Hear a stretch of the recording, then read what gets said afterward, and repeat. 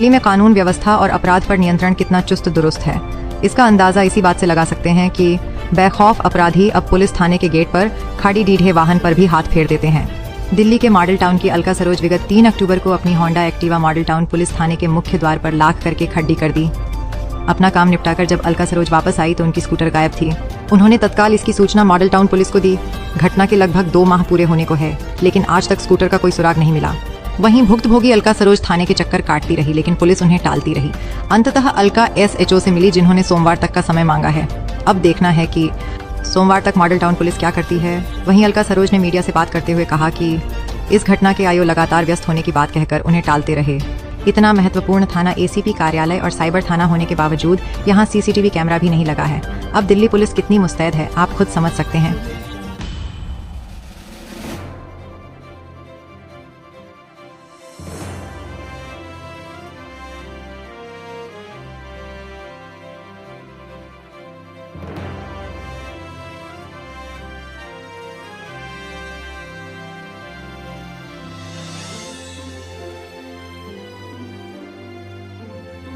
नहीं, बिल्कुल भी नहीं। यहाँ पे मैं आए दिन मैं आ रही हूँ, सारे सच्चों से, स्टाफ से, जो इनके हमारे केस का जो IO है धन सिंह, सबसे पूछ रही हूँ। सब लोग बोल रहे हैं कि क्या मैडम आप तो एक स्कूटी के चक्कर में इतना परेशान करके रखी है, आप तो स्कूटी के चक्कर में इतना परेशान कर रखी है। मतलब जिसके हवाई जहाज होगी वो परेशान नहीं हो सकता, स्कूटी है वो परेशान नहीं हो सकता। इन लोगों को थाने में इतना काम है, पता नहीं चल रहा है कि क्या काम कर क्या रहे हैं। सब बस काम कर रहे हैं सब। और हमारे केस के जो IO है धन सिंह, उनको इतना काम है। मैं दिल्ली सरकार से, कमिश्नर साहब से मैं रिक्वेस्ट करूंगी कि उनको 6 महीने की छुट्टी दी जाए, ताकि वो अपना पर्सनल काम कर ले और फिर इस आके वहाँ पे ज्वाइन करें।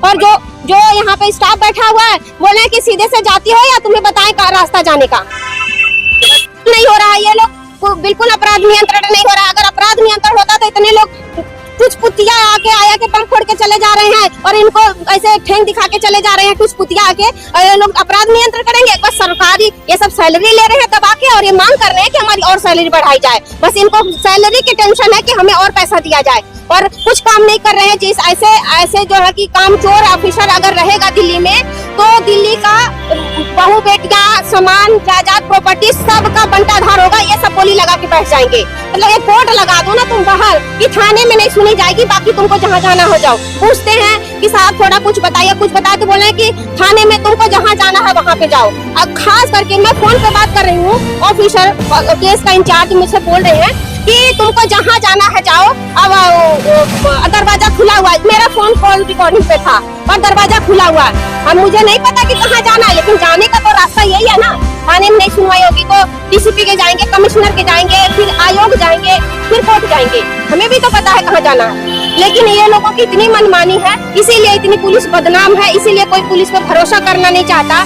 इसीलिए इन लोगों पे पुलिस की जहाँ बात आती है वहाँ सब हाथ खड़े कर देते हैं। कि अब समझ नहीं आता है कि ये लोग जनता को क्या समझ रखे, भैंस बकरी भेड़ समझ रखे, क्या समझ रखे। मैं तो दिल्ली सरकार से, भारत सरकार से निवेदन करूंगी कि इनकी सैलरी कटौती करके एक अलग एजेंसी बनाई जाए, एक अलग एजेंसी बनाई जाए। इनकी सैलरी से काट करके उनको सैलरी दी जाए, एक अलग एजेंसी बना जाए और उनको टास्क दिया जाए कि ये काम करने का इतनी सैलरी में बढ़ोतरी होगी। फिर देखो इनको लोगों को कैसे आग लगती है कि हमारी तो सैलरी कट जाएगी।